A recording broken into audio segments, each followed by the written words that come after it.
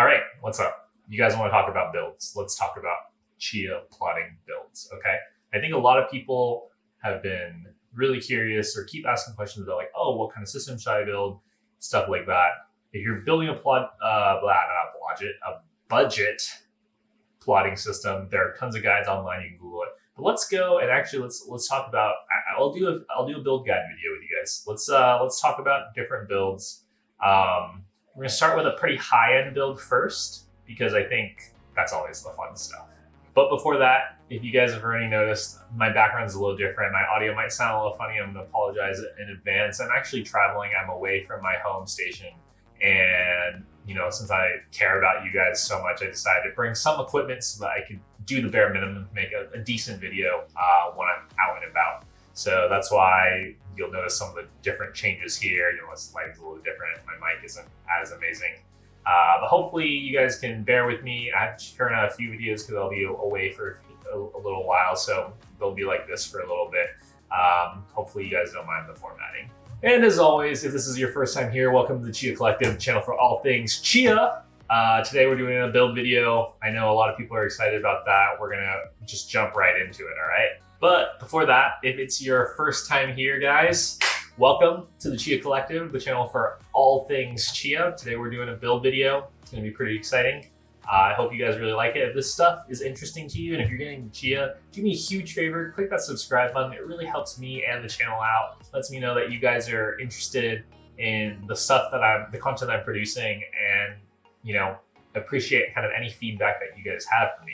All right, really quickly though, before we jump into this guide, just want to caveat this is actually a very extensive, in-depth guide. If you're looking for something a little bit shorter, just like quick and easy on what to build by, click the thumbnail or click this link over here. This is a much shorter video that will just jump right into it and get you what you need to know quickly. So with that, let's jump into it, all right? Here we go. Let me switch this out. OBS is going crazy because I'm recording on the laptop. Here we are, good old PC part picker, one of my favorite sites, to use because they're pretty reliable. They have everything that you need, and it's a great site. I wish I had this when I was first starting to build PCs when I was like 12. But anyways, let's jump into it. So I think we're not going to do a budget system like I said earlier. There's a lot of guides online for budget systems. We're going to go for a pretty high-end build to start with. And I think we can start high end, and then we can slowly kind of like taper down and figure out when we can cut. I'll do like maybe 2 builds because I don't want to spend all this time going through all these different builds and stuff like that. You're really, it's really up to you guys. It's also a matter of like what's in stock and things of that nature. But just to get you an idea of like how much money you're gonna have to spend and how much is that gonna get for you plotting wise. And I wanna make that really clear. So if you haven't seen my other 2 videos, one about, what kind of optimal configurations you have, and the other one about like making sure that you balance, the really important part is this video is dedicated strictly to plotting, okay? When you build a plotting machine, it generates plots for you.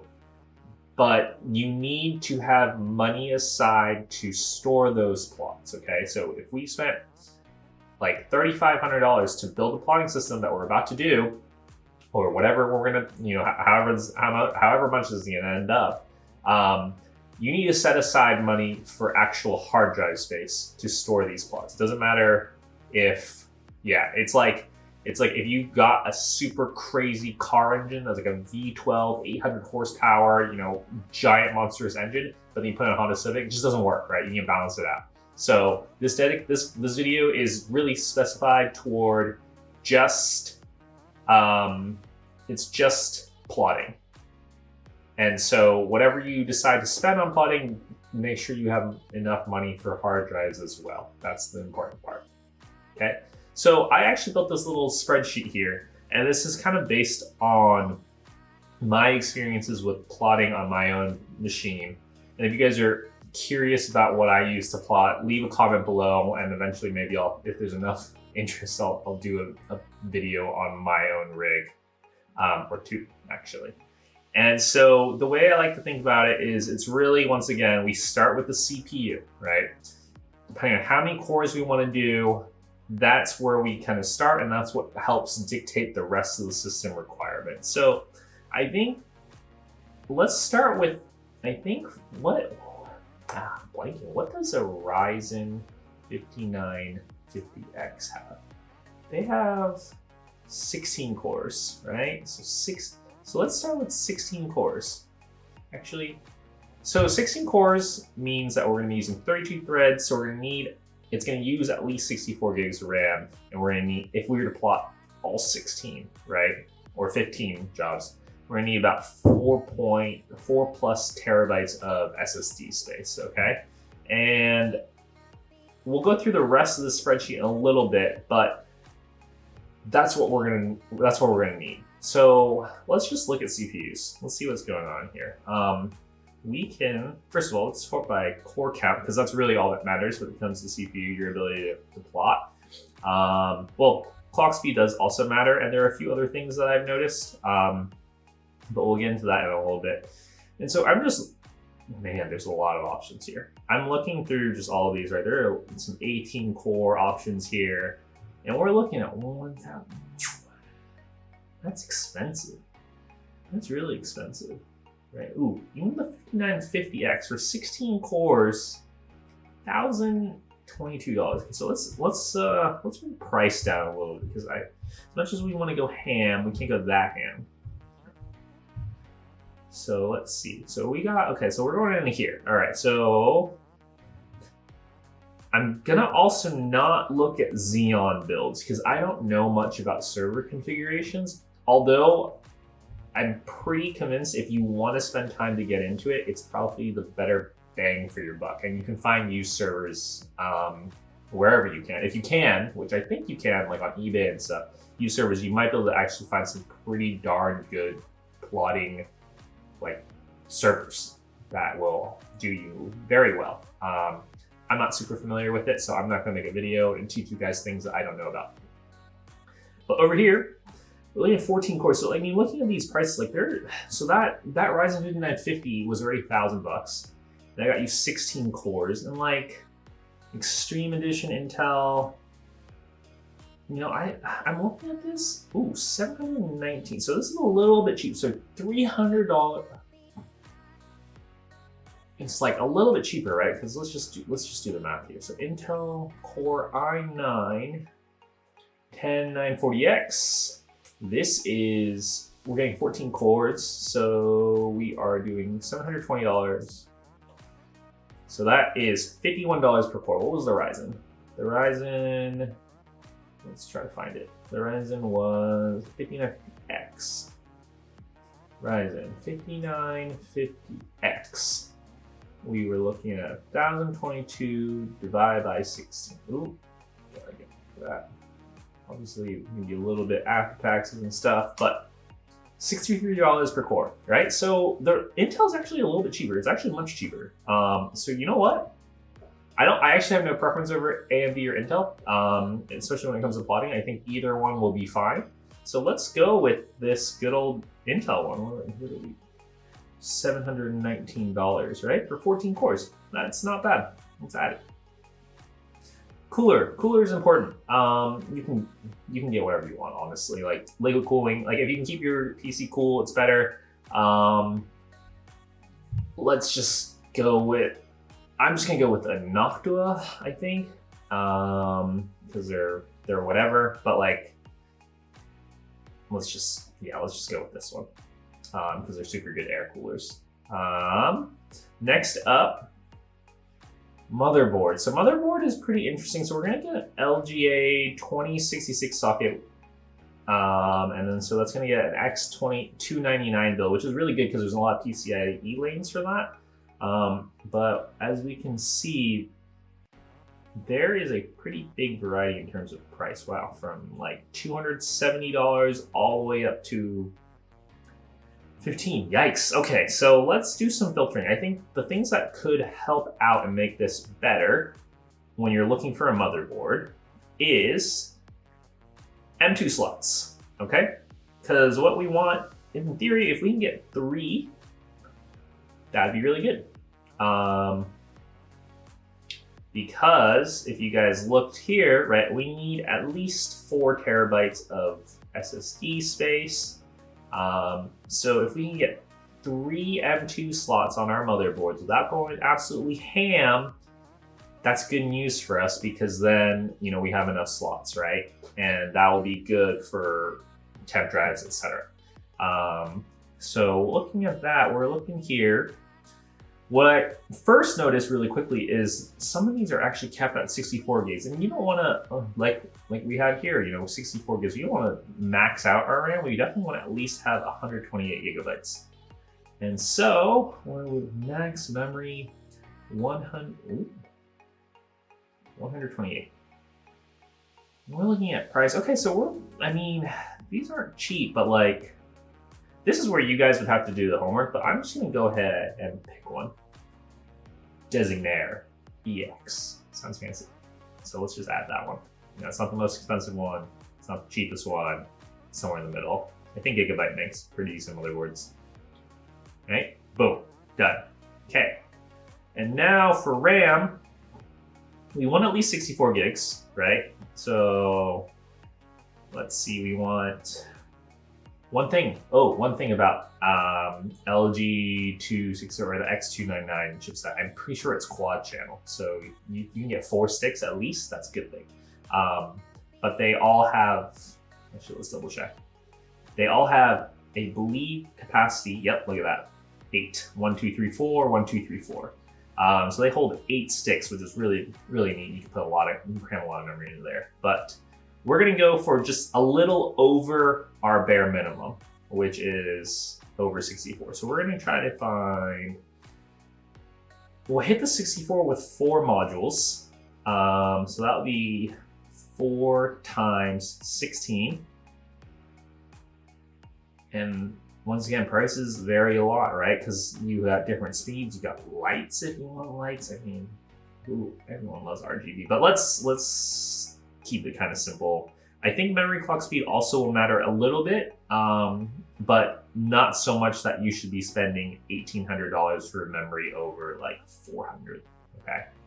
I think, you know, let's try to be reasonable with memory. Let's not go ham. I think looking at these numbers, we're 359, and we get lights. Do we want lights, guys? Do we want lights?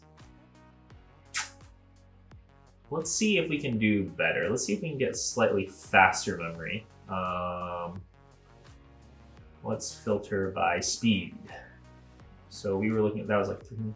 So expensive. Okay, so this is 3,600 for 419. You know, this one might be good. 3,600, 350 bucks. Let's just do that. Okay. And then storage. So now we have temp SSDs, and this is kind of important because I've gotten a lot of questions like, what is a good SSD? And so first things first is you want to find SSDs with really good sustained write speed. But the caveat to that is it's not just instantaneous write speed, it's like long-term, like if you're writing sequentially for a lot of data, and like you need people to actually test this, you need to find benchmarks. I think Tom's Hardware does a really good job and they compare it, but like you want to make sure that you find good long-term sequential read, because some of these SSDs will have really fast, write speeds. Some of these will have like really fast write speeds, but it'll be only like very temporary. It's going to be like a very short-term like burst of speed because they're doing caching and some other tricks to make it write really quickly. But like you need stuff that's going to be really stable long-term. And I know for a fact that the Samsungs are really good.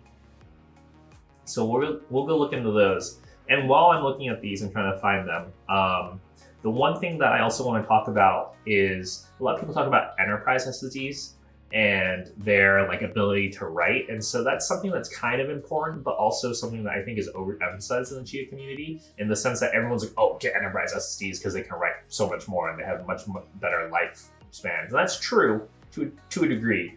A lot of it's actually warranty related. So TBW, I think, is like terabytes written, is like the metric that you keep hearing and reading around the community and that they keep throwing around.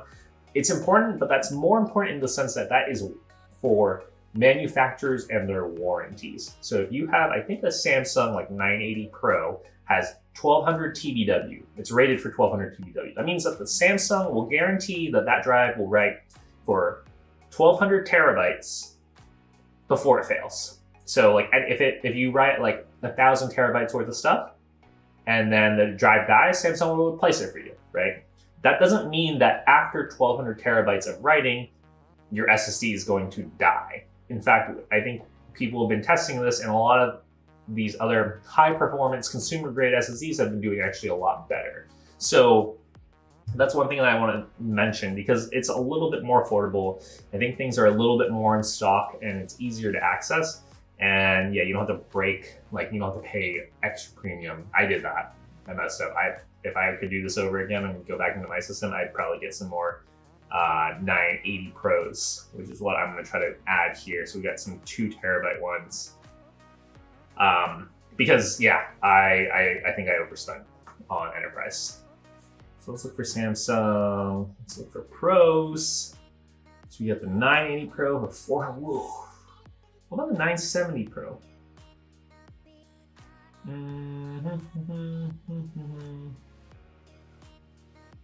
Is there no 9? Oh, maybe is there only 970 Pro and 1 terabyte drives? That's a bummer. Okay. Well, this is where things start to get expensive, right? Because like you gotta get a few of these, and so we need at least 4. We need a little bit more than 4 terabytes. So we do this a few ways, right? We can go with 2 terabyte ones and then add, I mean, the price is going to be about the same either way. The only things that you'll have to think about are like your motherboard configuration, right? So let's just look at this. So gigabyte, we know that this is ATX motherboard. We know that there are 3 M2 slots. They hopefully all fit 2280. So we can put at least 3 in there, right? And so let's just do 2 of the 2 terabytes and then 1 of the 1 terabyte. Okay, so I'll get us 5 and that'll get us what we need. So voila, there we go. And now, like I said, this is only strictly plotting, so we're not gonna worry about terabyte hard drives. I mean, video card, like, actually, that's a good question. Let's see, can this do it? Maybe. So this motherboard actually works probably with your Intel CPU to provide video. I think you could maybe do that, but now that I'm thinking about it, that might actually eat up some of your CPU bandwidth, so maybe not. So we're just gonna find a very basic graphics card, guys. We're not here unless you're a gamer. I'm a gamer. Like, try to throw a sweet graphics card on there and after you're done plotting, turn it into a sick gaming PC. That's not the worst thing. We're just gonna take something really cheap because we're here pursuing plotting. And I see a $60 graphics card of some sort, NVIDIA GeForce GT 710. It's gonna do the job. Okay. So where are we at now, just pricing wise? Let's see. Oh, and we needed to add a little bit more memory, like I mentioned. So we can let's add another 16 gigs. Does that sound fair to you guys? Let's do that. 2x8. And you guys can mix and match memory. It's not the worst thing in the world. I'll try to stick with the same brand though. I think we were using G-Skill. Yep, Ripjaws. Oh, just saw it. We'll just use these, 99 bucks. And so, voila, 2,777. So that's, I think, just for the bare essentials. Let's go into some other pieces. Cases, I mean, this is like your guys' choice. You can do what you want. Now, if you did want, if this plotting PC was also going to be your farming PC, what you can do is, I know a company called Fractal makes they're expensive right now, but the Fractal Design Define 7 XL takes, I think, 18, you can put 18 hard drives in there. It's pretty neat. So we'll go with that because we'll just assume that you guys are actually gonna put your storage in here too. So we're in close to 3K. Right, choosing your power supply. Power supplies are also in shortage. I think there's shortages everywhere right now, which is horrible. It's really unfortunate. I'm really bitter about that. But PSU wise, I think you want to be power efficient. If you're planning on putting a lot of drives into there, obviously you want to probably upgrade the efficiency rating. But if you're, just plotting, I think you can get away with gold, maybe platinum. Let's go with platinum for now.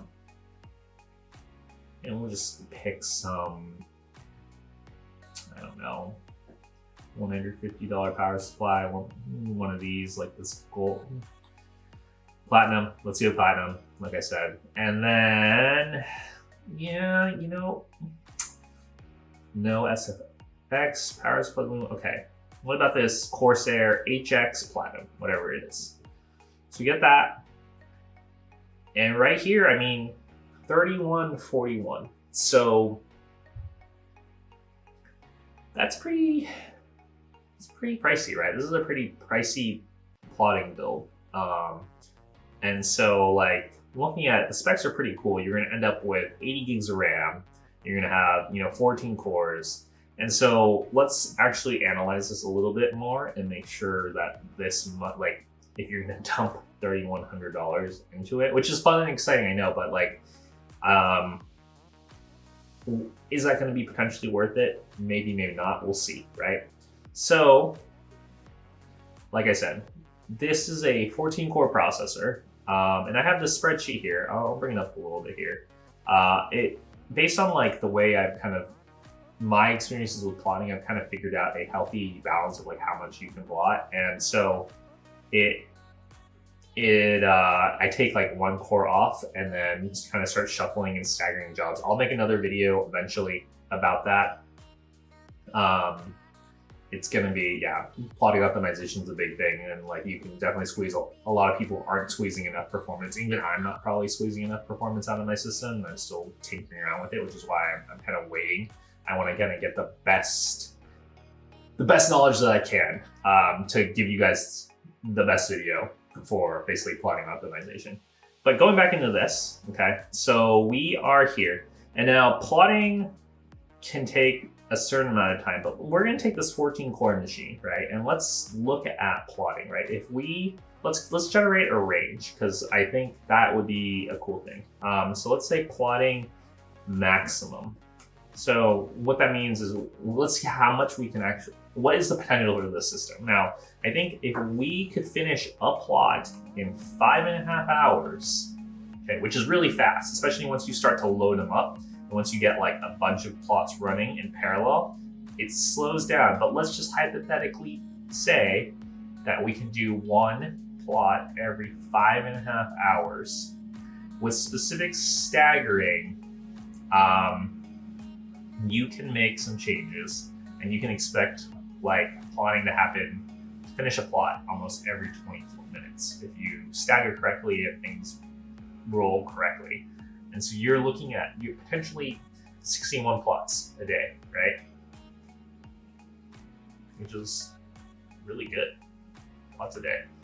Now, that's probably not going to be the case. Realistically, you'll probably be closer to like 7 or 8 hours of plot time. And so like 8 hours of plot time, so we'll say plotting like average-ish or median maybe. We're looking at probably like 42 plots a day. I don't think that's too unreasonable. And I think that's decent as long as you have a pretty good configuration and you're not totally blowing it up and you don't have like a really broken system. And then let's say like you're not doing so well and you're doing like 13. So plotting minimum 25 plots a day. I changed this to days. Anyways, yeah, so taking that build, right, like your range is going to be somewhere probably between this. I'd say it's closer to like the 42 plots a day, which is pretty good, right? If you can do 42 plots a day, you're turning out a decent amount. I don't think you're actually, at this point though, you're probably not growing as fast as the network. You'll actually kind of fall behind, so that's not the greatest thing. But to do 42 plots a day, like that's a pretty high performing system overall. You're probably performing better than the majority of people out there. So with that, right, this is a $3,100 system. You're going to do 42 plots a day. And then like from there, right, if you're doing 42 plots per day, you're doing 4.2 terabytes a day, give or take, like a little, about 4.2 terabytes a day, which means that you're going to fill up a 16 terabyte hard drive, right? You're doing 4.2 plots, 42 plots per day, which is 4.2 terabytes, give or take, okay? A day. That means that you're going to fill up a 16 terabyte hard drive basically in 4 days, right? It's going to be a little less, right? So that means that every 4 days you're going to have to spend $500, because I think that's what a 16 terabyte hard drive is going to cost you right now. Actually, let's see if they're around. 16 terabyte. My laptop is lagging, really lagging. Oh. Access Enterprise? Ooh, 378? That's amazing. Okay, Supermicro's selling them. But I don't know. So let's see. I don't know if that's actually legit. Out of stock. Okay. So I don't know the stock, but you might look. 380. That's what they were originally at. But like, if you're looking at everyone else, like $520, right? So you're gonna have to spend $519 every 3 days if you're plotting this machine at its maximum capacity. And like how much is that per day? That's like 520 divided by 3.8. So you're spending $136 a day, okay, just on hard drive space. That's gonna, like, honestly, that adds up. That adds up a lot. It adds up really, really quickly, right? Just to get like if you try to do like 2 weeks worth of plotting, it's going to cost you a boatload of money. 2 weeks of plotting, another $1,900 on top of the system that you just built. So if you, going back to my older video, it's really a matter of balancing, right? Like you can't put a lot of money into this plotting system and then have it just sit there because you don't have enough hard drive capacity. So let's taper this down. And I know this video is getting a little longer than I want, but you know, if we're gonna taper down, it's really a matter of just taking parts, making it cheaper and reducing capacity. So, you know, let's throw out the $700 processor. Let me do that. Let's try to drop price to something lower. So we sort by core count. I think pcpartpicker is probably binding me to this motherboard socket. Yeah, it is. It definitely is. Okay, so let's kill the motherboard too. Kill the cooler as well. Okay, CPU. So if we were to drop this, right, we're gonna try to, maybe we can go down to, let's look at, what are we saying? 10 count. Okay, this is like half the price. It's 10,900. Do we need the K? You don't really need the K. The K's for overclocking. Yeah, you could use it. It might help. But for the sake of like, let's see if there's anything else. So there's 10 cores. We did some calculations here. This is price per core. Let's look at the core. Intel Core i9 10900. Okay, price per core. Ooh, we are looking at, so 10 cores, 375. What's 375 divided by 10? $37.50 per core. That's really affordable. Actually, that's really reasonable. Look at that. That's not bad. Let's see if we can get anywhere lower, just out of curiosity. I'm just gonna see. Let's get to the 8-core range and see if there's anything else up here. A lot of 8 cores. So we're looking at now Core i7s, 8 cores. This is the older 8 core. That's expensive. Ryzen 379 for 8 cores. I think that's more expensive than, yeah, that's more expensive than the other core. So I mean, yeah, like 10 cores for, that's like actually a really cheap product. Wow, that process was really cheap. I'm really impressed actually. It might even be better to like buy 2 of these, right? You can then do 20 cores. You have to build a system that's like more expensive from other peripheral parts, but you could build 2 systems and then maybe that might be a better bang for your buck. Let's add another Noctua CPU. Noctua CPU. We'll add the same one. and then we'll just add a motherboard that can support that. So it's 490, and then we'll filter by NVMe slots again. Really quickly, try to get three. Ooh, there's a lot. Way cheaper. I'm just gonna pick this one right here. And it has 4 memory slots, so we're gonna have to, well, actually we can do some calculations, right? So if we have a 10 core processor, we need at least 40 gigs of RAM, and we need 2.6 terabytes worth of hard drive space. So what can we do? We can kill this, and we'll just stick with that 64 gigs of RAM there, and then we'll kill one of these. And let's just see what this brings us down to. 2,000, so save $1,000. Let me sort this and organize it for us a little bit. So this is like a $3,000+ build, right? So now we're looking at about a $2,000+ build. Keeping all things consistent, right? Like if you guys can make this a little bit cheaper, we can probably cut prices, like cut corners on the power supply case, like all that stuff. Don't cut corners on the SSDs. Those are one of the most important parts, so don't do that. But like looking at this, right? If we once again use our 5.5 plot time, we can do 43 plots per day. And then our average time of like 7 hours, right? We're looking at like 34 plots a day. Did I do 8? I don't remember. Shoot. Let's say what? 8's 30, okay. What's 30 plots a day? And then finally, minimum, we said, I might double check actually. 14 cores. We had 13 hours to get 25 plots. Okay, so, and let's just double check while we're at it here. Do we do 8? Yeah, we did, okay. So 10 cores, 8, 30, 13, 18 plots per day. So these are, once again, scenarios, and we'll just look like, I mean, like, how much, if we're spending $3,000, we're just gonna we'll try to, I'm not gonna use like the days, so it just makes it a little bit easier. So we're looking at 3,000 divided by 61, it's $49. And then we're gonna do 3,000 divided by 42, equal 3,000 divided by 25, right? And so these are the, costs per plot. Obviously this would change and they would be a lot smaller because every day that you do this, it would kind of keep cutting down.